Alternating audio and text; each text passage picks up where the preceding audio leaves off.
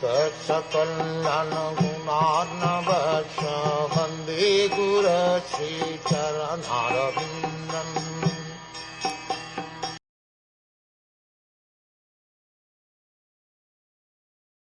Out of fear of the Supreme Personality of Godhead, the trees, creepers, herbs, and seasonal plants and flowers blossom and fructify, each in its own season.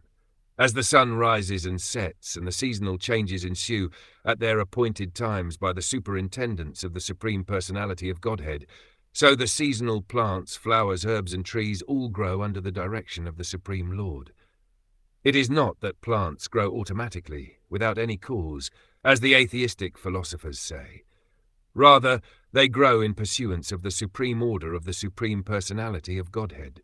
It is confirmed in the Vedic literature that the Lord's diverse energies are working so nicely that it appears that everything is being done automatically.